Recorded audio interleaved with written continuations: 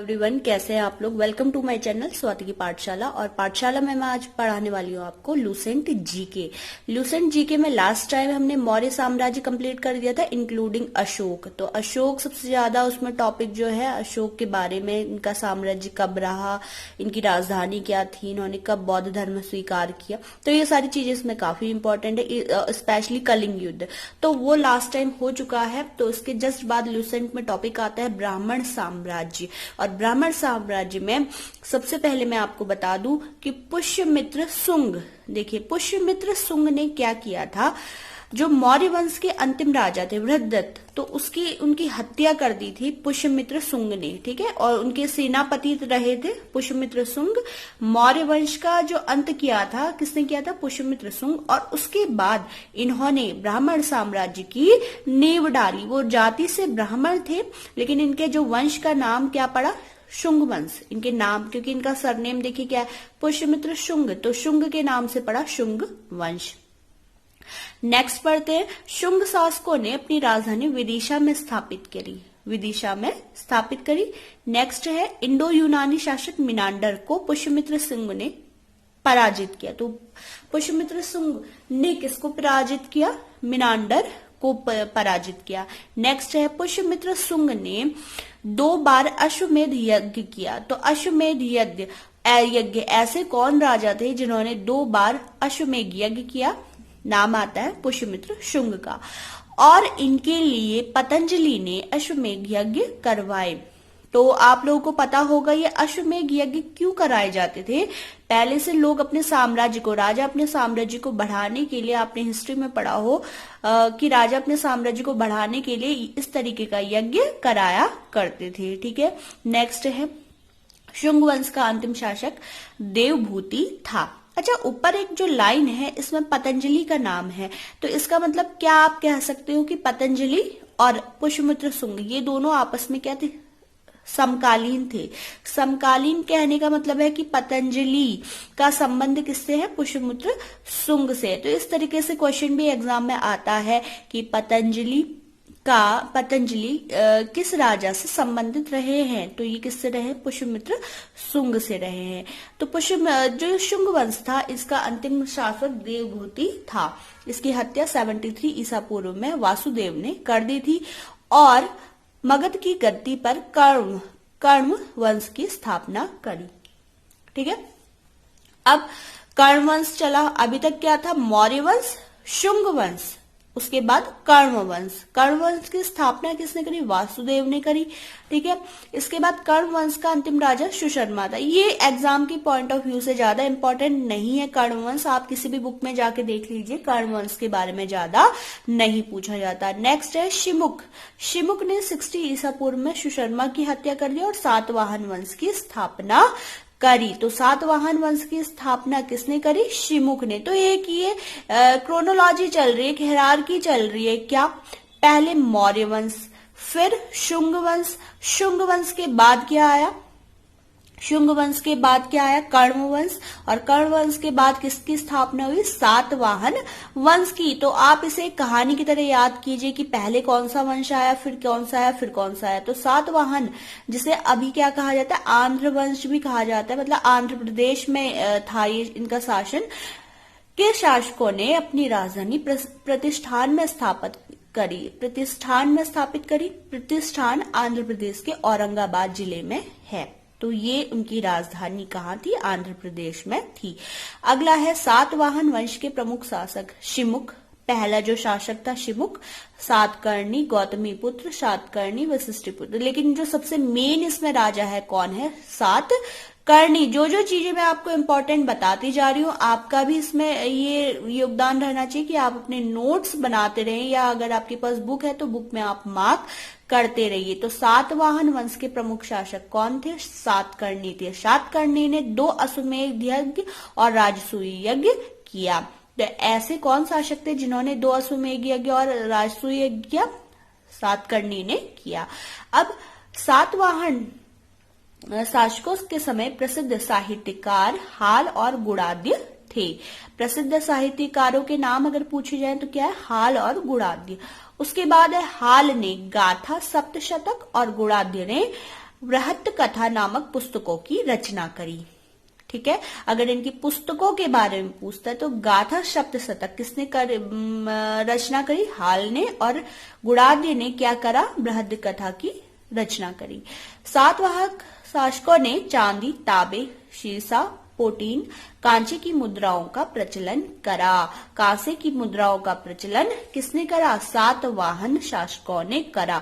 ब्राह्मणों को भूमि अनुदान देने की प्रथा का आरंभ सातवाहन शासकों ने ही सर्वप्रथम किया। तो एक क्वेश्चन यहाँ पे इम्पोर्टेंट बनता है, किस शासक के समय से, कौन से शासकों के समय से ब्राह्मणों को भूमि अनुदान, भूमि का दान दिए जाने की प्रथा शुरू हुई? किनके टाइम से शुरू हुई? सातवाहन शासकों के समय से। नेक्स्ट है, सातवाहनों की भाषा प्राकृत और लिपि ब्राह्मी थी। लिपि इनकी क्या थी? ब्राह्मी, और भाषा प्राकृत थी। सातवाहनों का साम्राज्य मात्र सत्तात्मक था। तो एक होता है पितृसत्तात्मक राज्य समाज, एक होता है मात्र सत्तात्मक समाज। तो सातवाहन का समाज कैसा था? मात्र सत्तात्मक था। सातवाहनों की महत्वपूर्ण स्थापत्य कृतियां क्या थी? देखिए, मोस्ट इम्पॉर्टेंट पूछा जाएगा आपसे अगर आप कोई भी एग्जाम में बैठते हो, अजंता एलोरा की गुफाओं का निर्माण किनके शासनकाल में हुआ? सातवाहन के काल में। अमरावती कला का विकास हुआ। कार्ले का चैत्य, सातकर्णी एवं अन्य सभी सातवाहक शासक दक्षिणापथ के स्वामी कहे जाते थे। दक्षिणापथ के स्वामी कौन कहे जाते थे? सातकर्णी और अन्य सातवाहक शासक। और सातवाहनों के समय में क्या हुआ? स्थापत्य कृतियां बनाई गई। मतलब आप कह सकते हो सबसे ज्यादा जो ये स्थापत्य कृतियां हैं, इनका विकास कब हुआ? सातवाहनों के समय पर हुआ। स्पेशली अजंता एलोरा की गुफाओं के बारे में पूछा जाता है, इनका निर्माण कब हुआ? सातवाहनों के समय पर हुआ। अब है सातवाहन और दक्षिणापथ का स्वामी किसे कहा जाता था? दक्षिणापथ का स्वामी भी सातवाहनों को कहा जाता था। सातवाहन राज्य ने उत्तर तथा दक्षिण भारत के बीच सेतु का काम करा। मतलब इनका जो राज्य है आप कह सकते हैं उत्तर और दक्षिण भारत दोनों से जुड़ा हुआ था, इसलिए इन्हें दक्षिणापथ का स्वामी कहा जाता था। राज्य के अब है भारत के यवन राज्य। ठीक है, ब्राह्मण साम्राज्य में आपने अभी अभी पढ़ा शुंग वंश, कण्व वंश, कण्व वंश के बाद क्या आया? सातवाहन वंश। ठीक है, सातवाहन का ज्यादा उसमें इंपॉर्टेंट है।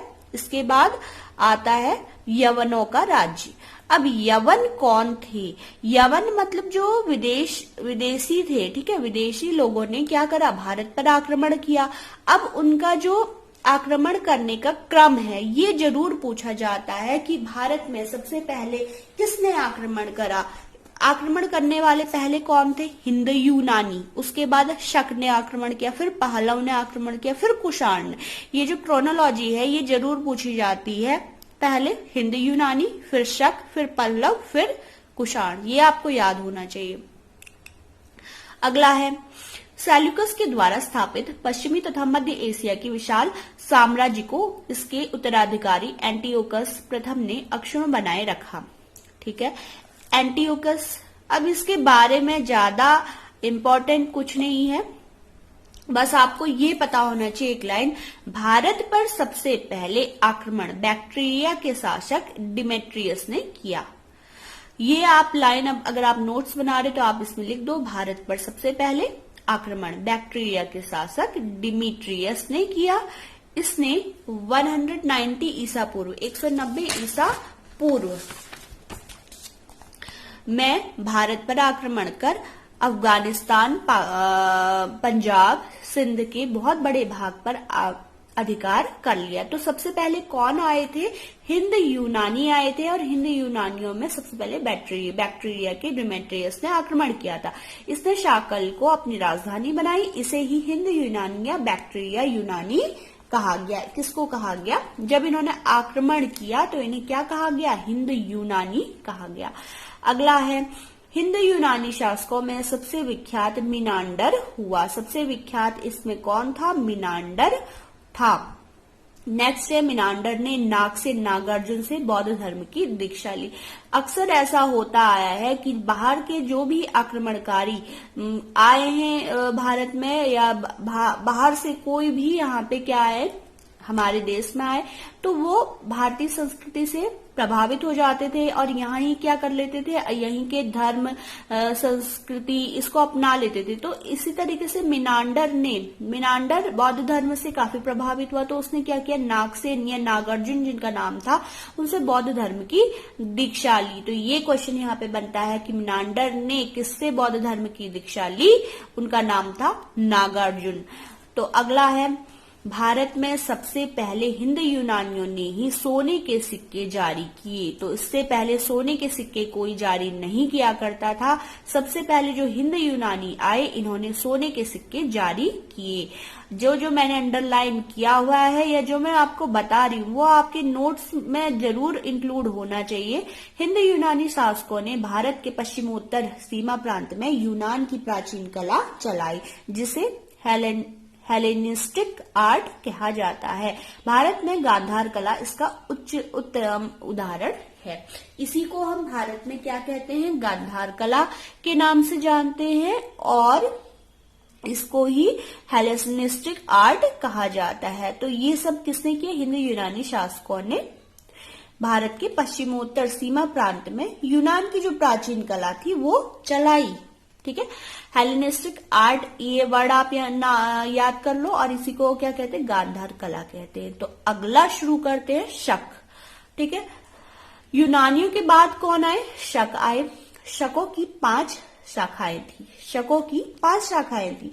हर शाखा की राजधानी भारत और अफगानिस्तान में अलग अलग भागों में थी। ठीक, नेक्स्ट है, शक मूलतः मध्य एशिया के निवासी थे। तो ये क्वेश्चन बनता है, शक कहाँ के निवासी थे, ये कहाँ से आए थे, या ये वो पूछे जा सकता है, शक ने मतलब सब ये शक जो है ये आए कहाँ से थे।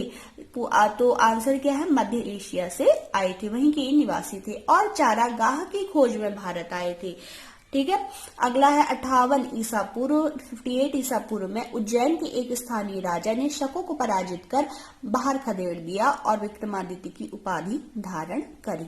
ठीक है, तो जिस स्थानीय राजा ने शकों को बाहर खदेड़ दिया उसने क्या करा, विक्रमादित्य की उपाधि धारण कर ली। 58 ईसा पूर्व से एक नया संवत, विक्रमी संवत, जिसे विक्रम संवत कहते हैं, ये प्रारंभ हुआ। किसके उपलक्ष्य में हुआ, ये शकों के विजय के उपलक्ष्य में क्या हुआ, विक्रमी संवत प्रारंभ हुआ। अभी भी आप आजकल पंचांग देखते हो तो हिंदू धर्म के अनुसार जो पंचांग है उसमें लिखा रहता है शक संवत, विक्रम संवत। तो ये जो संवत थे, ये जो पुराने राजा थे, ये अपने नाम से शुरू कर दिया करते थे। तो विक्रमादित्य एक उपाधि के रूप में बन गई थी। जो भी कोई राजा जैसे जीत जाते थे तो वो क्या करते थे, विक्रमादित्य की उपाधि धारण कर लेते थे। इसकी संख्या भारतीय इतिहास में 14 पहुंच चुकी थी। ये विक्रमादित्य जो उपाधि है, आपने बहुत सारे राजाओं के नाम के आगे सुना होगा विक्रमादित्य। तो इस तरीके से ये लोकप्रिय उपाधि बन गई थी और इसकी संख्या भारतीय इतिहास में कितना पहुंच चुकी थी, 14 तक, 14 तक पहुंच चुकी थी। गुप्त सम्राट चंद्रगुप्त द्वितीय सबसे अधिक विख्यात विक्रमादित्य रहे। तो विक्रमादित्य आपने पीछे गुप्त साम्राज्य में भी पढ़ा होगा, विक्रमादित्य कौन रहे हैं सबसे महान। विक्रमादित्य तो बहुत सारे थे क्योंकि उपाधि बहुतों ने धारण कर ली थी, लेकिन सबसे जो मेन थे, ठीक है, कौन थे, चंद्रगुप्त द्वितीय थे। शकों की यहाँ पे है, शकों की अन्य शाखाओं की तुलना में दक्षिण भारत में प्रभुत्व स्थापित करने वाली शाखा ने सबसे लंबे अरसे तक शासन किया। नेक्स्ट है, शकों का सबसे प्रतापी राजा कौन था। शकों का सबसे प्रतापी राजा रुद्रदमन प्रथम था। ये इंपॉर्टेंट है, आपको नाम याद होना चाहिए, रुद्रदमन प्रथम, जो शकों का सबसे प्रतापी राजा था। ठीक है, इसने काठियावाड़ की अर्धशुष्क सुदर्शन झील मौर्य द्वारा निर्मित का जीर्णोद्धार किया। तो अर्धशुष्क का मतलब है कि आधी ये सूख चुकी थी, ये जो झील थी सुदर्शन झील, ये किसने निर्माण किया था, शुरू में इसका मौर्य द्वारा निर्माण हुआ था, लेकिन ये इसका जीर्णोद्धार मतलब इसका फिर से रिनोवेशन या आप कह सकते हो इसको ठीक ठाक किसने किया, शक सम्राट रुद्रदमन प्रथम ने किया। रुद्रदमन के बारे में कहा जाता है कि वो संस्कृत का बहुत बड़ा प्रेमी था। संस्कृत भाषा उसे पसंद थी। उसने ही सबसे पहले विशुद्ध संस्कृत भाषा में सबसे लंबा अभिलेख जारी किया और इस अभिलेख का नाम क्या था? गिरनार अभिलेख। क्या नाम था इसका? गिरनार अभिलेख। सबसे पहले